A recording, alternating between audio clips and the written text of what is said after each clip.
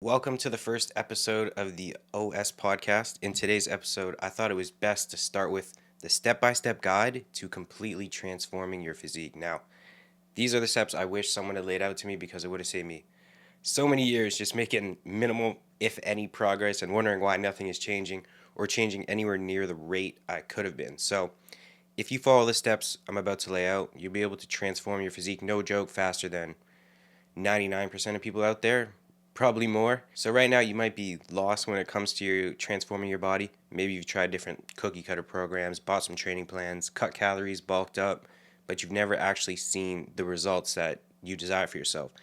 That's usually because people skip one or more of the four essential phases, which I'm going to cover. So first, I'm going to talk about the priming phase, getting your body ready to actually respond and adapt to your training, which is huge and probably the most overlooked phase. Then, the growth phase. Now it's time, once your body's in optimal position to respond to your training stimulus and your food, to pack on muscle without gaining crazy amounts of body fat, if any. In fact, we can build muscle whilst gaining very little, close to actually no body fat, and stay lean. And then we'll go over the fat loss phase, the most exciting phase, to get lean or shredded while keeping every ounce of muscle you built. And then lastly, we'll wrap the podcast up tying each of those phases together to almost make like a continuous cycle of growth where you go from one phase into the next, into the next, and never stop making pretty silly amounts of progress. Because one thing I found is I would finish my cut, for example, and then no, okay, I need to do some sort of reverse diet or build my calories back up or go to maintenance, and then what's next? So by the end of the podcast, you'll know exactly what direction to go based on your goals. So the first phase you should go into and where your progress starts is the priming phase, or the time where you're like, okay, now I'm locking in. The whole goal of this phase is to get you from wherever your current start point is. You could have a terrible diet, you're eating Fruit Loops for breakfast, haven't touched a weight in your life, you're going to bed at 3 a.m. in the morning. Any good habits are completely non existent, to a state where your body is actually ready to respond and adapt to your training, supplementation, nutrition, etc., and actually change. Now, if you skip what I'm about to go through and jump straight into a fat loss or muscle growth phase, don't get me wrong, you will likely make some amount of progress just because of the sheer structure and novel stimulus, but nowhere near the amount of progress you could have made had you entered that phase with a body that is ready to respond and adapt. The best way I can put it is, if you go into a muscle growth phase with suboptimal training, you're not stimulating any muscle growth in the gym yet, and because you're in a muscle growth phase, you're in a surplus. Where do you think those calories are going to be going? Not to muscle. You're just going to get fat. Versus you dial in your training. Now, what you eat is fueling your performance and going towards muscle growth instead of just body fat. So, this phase tends to last anywhere from 4 to 8 weeks, depending on your current habits and start point. If you already have great habits, all you might need is 2-3 weeks. But if you're the Fruit Loops guy for breakfast and your sleep is all over the place, you're going to bed 2, 3, 4 in the morning. Some of my friends ideally spend closer to that 8 weeks, and there are 7 pillars to this phase, which are the following. The first is mindset and motivation. You clicked on this video, so you already have the motivation to change, but dig deep and try to find that core why behind the reason you want to transform your physique. And there may be more than one, but you're going to need a deeper why, not just some surface level, oh, I just want to look good on the beach, or I just don't want to be skinny anymore. Find that deeper why that is driving you, because you will need it when things get hard, when you get hungry, when motivation that you feel right now starts to fade. Because I'll tell you, 3 months down the line, when you're still on this journey, it will not be as high as it is now when you kick things off. The second is your habits. The best place to start when it comes to fostering positive habits is to create what I like to call your non-negotiables. So just keep it nice and simple. Start with 3 to 4 positive habits you're going to do every single day without fail. This could be going to bed on time, nailing your diet, training, if it's train day, hitting your step goal. I would start small, and then depending on where you're currently at, build it up from there. A great tool that I use for this is a habit tracker. So you could simply just write these down on your piece of paper or on your phone in your notes and just tick them off every day. It gets that little dopamine spike every time you tick things off. The third is sleep and stress management. You will only adapt to the degree you are recovered. Now, what does that mean? Let's say your goal is muscle growth. You go into the gym, you train hard, but your sleep is horrible. Your girlfriend's yelling at you all day, cortisol's through the roof.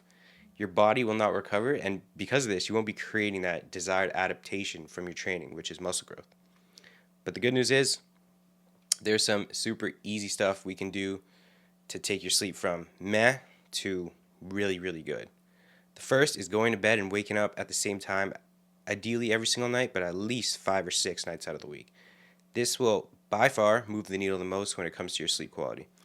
Now, I'm going to list off some stuff right now that are pretty easy to do, and I can confidently say will quite literally change your life, because the second you start getting optimal, good, high quality sleep, the quality of your life will change. I can promise you that. So the first thing is morning sunlight. If you can get outside within the first 10 to 30 minutes of when you wake up, you'll not only support your body's natural cortisol spike in the morning, which help you feel more alert, awake, increases your mood, but it will also set the stage for your melatonin to increase, your sleeping hormone to increase later that night.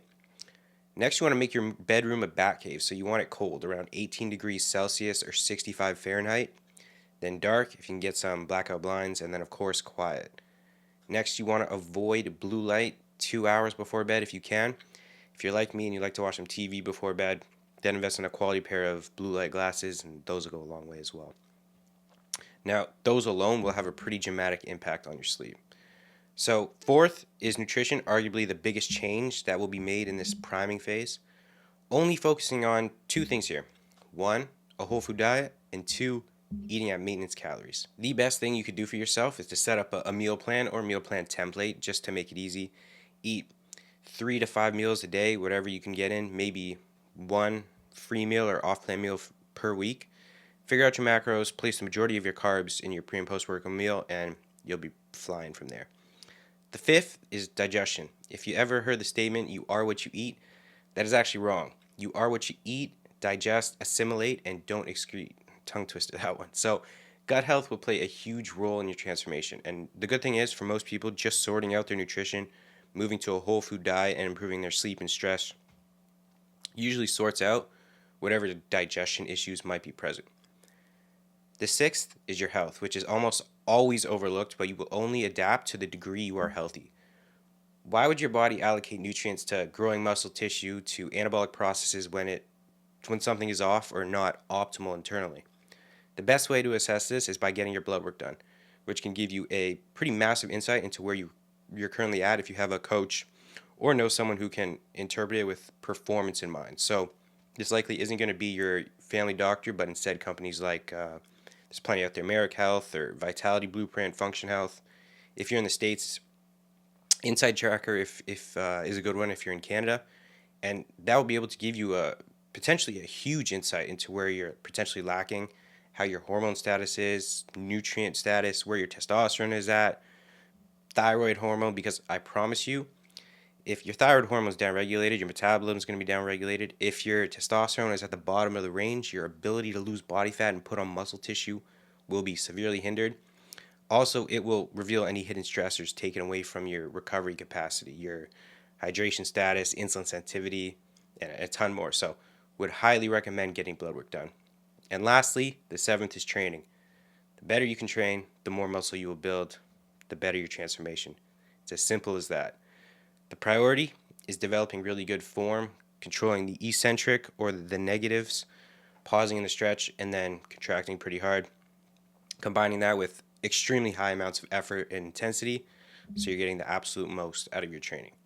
Now, your actual training plan, I would consider honestly less important than your form and intensity, but if you're in your first 3 years of training, I would recommend an upper lower split 4 times per week, or a push pull legs rest upper lower rest split if you want to train 5 times per week.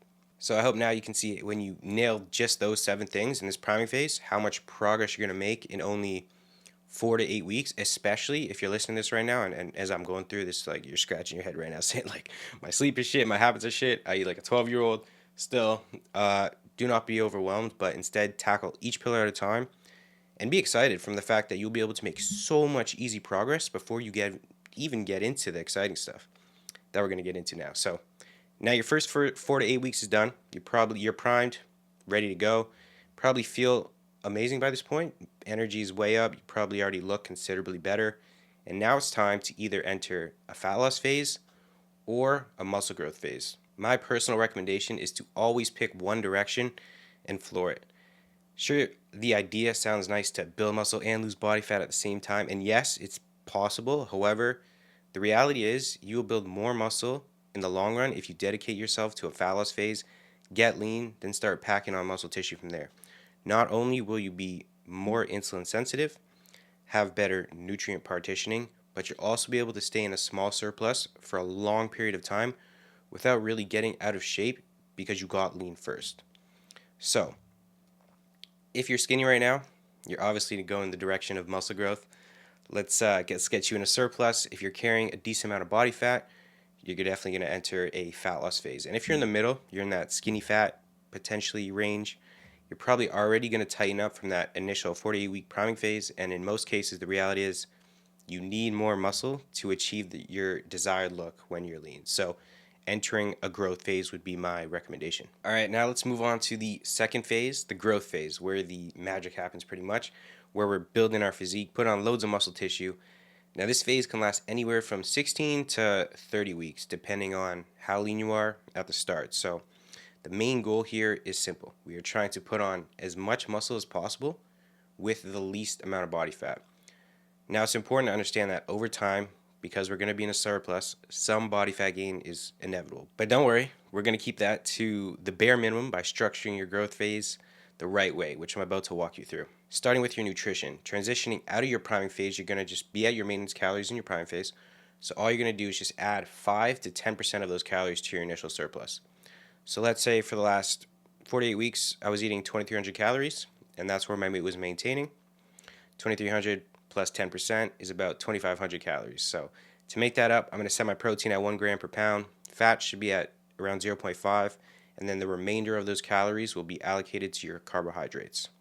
Pretty simple. And if you're if you're lazy and you don't feel like doing all this math, literally in this day and age, you can just ask ChatGPT, here's my total calories, here's my weight. I want 1 gram per pound of protein, 0.5 fat, and the rest carbs. Done, click. Or you can click the first link in the description for my free email series, and you'll receive a free calorie calculator that will set up your macros, give you a grocery list, and a bunch of other cool stuff as well. So you kick things off. Things are going great. You're getting stronger in the gym. Your weight is increasing by 0.25 to 0.5% of your body weight per week, which means if you're 150 pounds, you're gaining around 0.5 pound per week. Very, very small. You're weighing yourself every morning so you can see the average at the end of the week because your scale weight will be like a roller coaster. So just relying on weighing yourself 1 to 2 times per week is pretty damn inaccurate. You're going to be riding this initial surplus out, which will be individually dependent, but most of the time you won't have to make any changes for around 4 to 6 weeks. So now you're 6, 8 weeks down the line, everything's going great, but you stall. You plateau. You didn't gain weight or your weight went down. Provided that week you didn't move a lot more than normal, because if you did, you're just shifting your energy balance to burn way more calories. So in that scenario, you wouldn't make any changes. But let's say everything stays about the same, you just stalled. Now what? All you do is add an additional 10% calories, just like we did to enter your initial surplus, sorry. That is all you're going to do. Ride that out for another 4, 6 weeks, however long, until you stall again. Then add another 10% increase in calories, which you want to come from carbohydrates. Now, throughout the growth phase on the training side of things, you're going to be playing the game trying to reach your maximal recoverable volume, your MRV, the highest number of sets you can do per body part that you're able to recover from. So to actually apply this, first you have to be tracking your workouts on an app, notes on your phone, pen and paper work well. The RP app is great, rep count works, and my clients who are watching this, they know that we have our own app. Then every workout, your goal is to beat what you got the week before for every set on every exercise. You can either aim to beat the reps until you reach the top of the rep range and then increase the weight.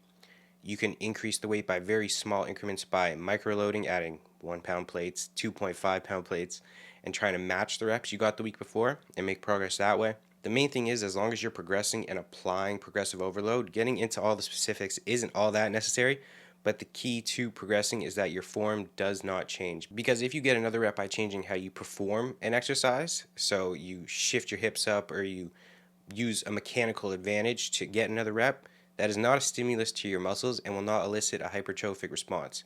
So, provided your form is good and stays the same as you progress each set week on week, it's now time to increase the number of sets you're doing for each body part until you are no longer able to progress. I would start by adding 2 sets to that muscle group per week, ride it out. If you're still progressing, let's say 4 weeks later, then try adding another 2 sets and so on until you hit a bit of a wall, and that is when you found the ceiling for that given body part. It's also important to note that each body part will be able to tolerate a different amount of volume or number of sets. For example, a muscle group like your delts are able to handle much more volume compared to your chest. And also keep in mind, you can't keep running up your volume for every single muscle because you will reach a point where the systemic fatigue becomes too much for you to handle. So when you're increasing sets, you may want to pick 3 to 4 muscle groups you're focusing on improving and leaving the rest at maintenance or just above maintenance at maximal effective volume. If you're new to training, then I wouldn't suggest getting into too specific because you still need to grow systemically. You need to grow everything. So again, the goal is finding that local MRV, the highest amount of sets you can do and still recover from for that individual body part. So we can eke out the most progress possible from your training. Now you have your nutrition on point. You know exactly how to set things up and make changes. Your training is on point, as optimal as it gets, really.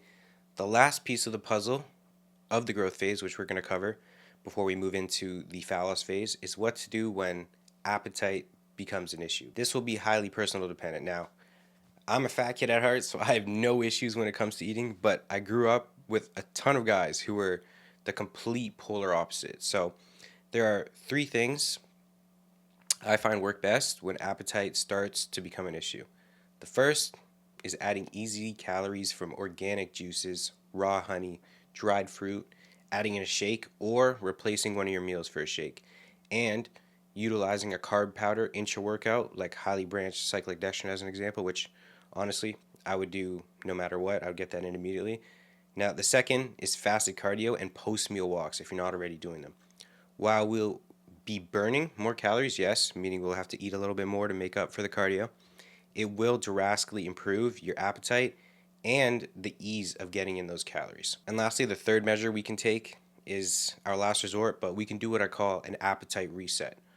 All we do is pull calories down quite significantly for 4 to 5 days, and by the fourth, if not third day, you should be very hungry and your appetite will be sky high, ready to move back into a surplus. So a practical example of what this would look like, let's say you're eating 3,500 calories for the next 4 to 5 days. You're going to pull that down to 1,800, and that probably always without fail does the trick. Now on to the most exciting phase in my personal opinion, the fat loss phase. It's time to get shredded and reveal all the muscle you've built in your priming and growth phase. Before you get into your cut, be clear on how lean you're trying to get because this will play into your approach. If you're trying to get, say, single digit body fat, the most effective way to get there is to break up your fat loss phase into 2 chunks separated with some time at maintenance, which I'll explain why in a second.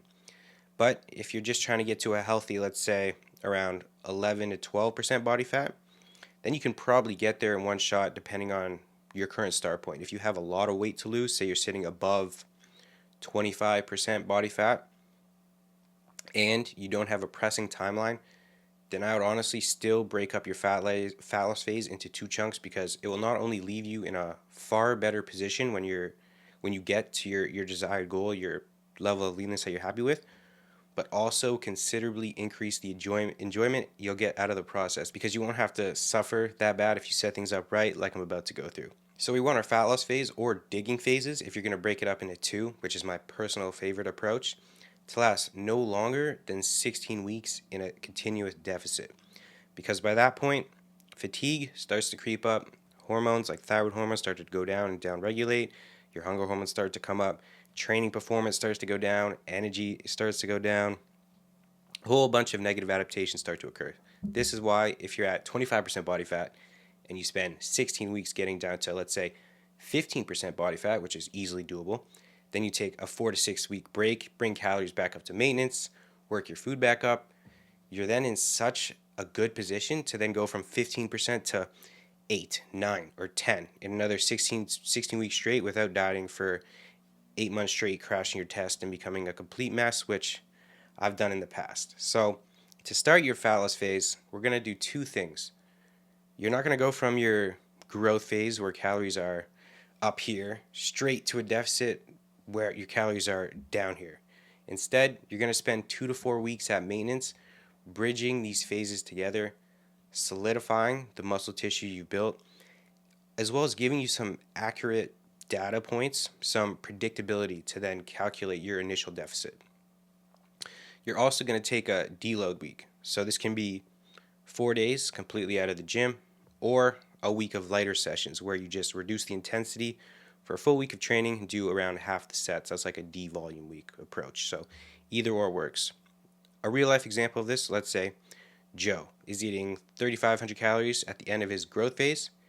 He wants to now get shredded and show off all the muscle he spent the last 20 weeks building. So based on how much weight you gained your last week eating 3,500 calories, that will tell us our first adjustment we need to make to get to maintenance. If you're gaining, let's say, half a pound per week, we know a pound is roughly 3,500 calories. Then a 250 calorie reduction across each day will bring you down to maintenance. If you gained a pound, let's say, a 500 calorie reduction across each day will get you to maintenance. So Joe goes from 3,500 calories down to 3,250 for the next 2 to 4 weeks, and we take a deload week to wash off any fatigue, so we're now ready and in quite literally the most optimal and perfect position to enter our deficit and get completely shredded.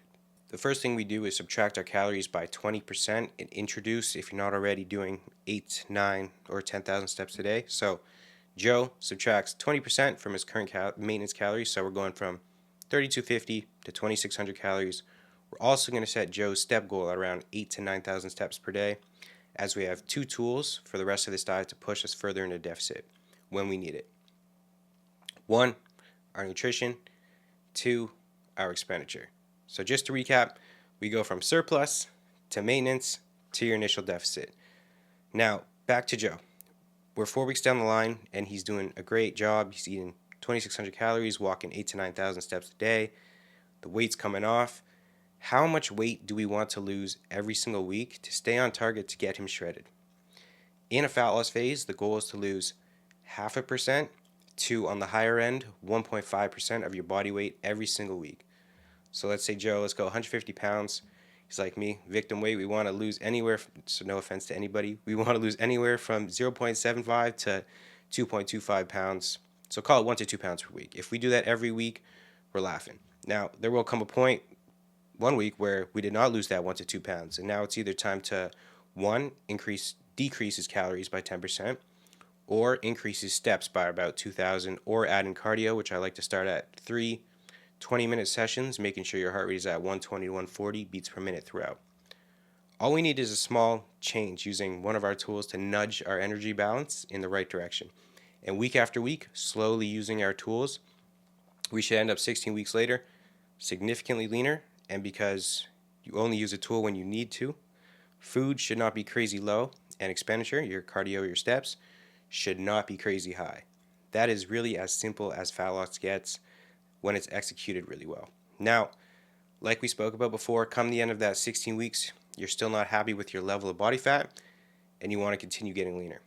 All you do, jump calories up to maintenance, deload again, and spend 4 to 6 weeks, ideally 4 to 8 weeks depending on your time frame, working your calories back up and expenditure down so you have the tools to then get back into a deficit without running yourself into the ground. And all you do is repeat the steps. Initial 20% deficit, steps around 8 to 10,000, aiming to lose 0.5% to 1.5% of your body weight every single week, making one small change at a time, either lowering food or increasing expenditure, and you will have the smoothest cut of your life to get shredded. Obviously, when we talk about managing fatigue, which I'll do in a whole separate episode when we talk about implementing diet breaks and refeeds, but we'll cover that in another episode. So just to recap, for this whole long-term cycle, the priming phase first, you're essentially getting your body in a responsive state to change through the 7 pillars we went over. Then, depending on your start point, you're either going to enter a surplus for muscle growth or a deficit for fat loss. Now, for the last part of this video, after you finish the 3 phases, what's next? Well, there are 2 options. If you want to keep leveling up your physique and continue to look better and better every time you get shredded, then you just go through that circle again. Back to priming or maintenance, then into a growth phase, then back into a fat loss phase. And the cool thing is, because you're starting your growth phase leaner and leaner, you'll be able to not only stay pretty damn lean in your growth phase while putting on muscle, but also get to low body fat percentages faster with relative ease, to be honest, when you diet again, because food will be higher, because you'll have a leaner start point. So I always say the first diet ever, honestly, your first ever diet will be the hardest, and then from there it's honestly pretty soft to look crazy year round if you wanted to. The second option is you got lean and you're content. You're happy with how you look and you now just want to stay around maintenance forever. Maybe some periods in a small surplus, maybe some periods pushing the envelope, getting really lean, but hovering around that maintenance, that's fine too. So that sums it up. If you're kind of confused what order you should go through this kind of physique transformation blueprint, I'll break it down for each starting point. So if you're fat, you'll go priming, fat loss, not losing all your fat but a decent chunk, growth phase, so you have some muscle to actually look good lean, and then fat loss to get you to your desired body fat and you'll look like a completely different person. If you're skinny, you'll go priming, growth phase, get huge, and then fat loss, get shredded. And if you're skinny fat, you'll do the same as well. Priming, growth, and then fat loss. Or depending on how much muscle you have, if you're skinny fat, if you already have a decent layer of muscle, go fat loss first, get nice and nutrient sensitive, then into your growth phase.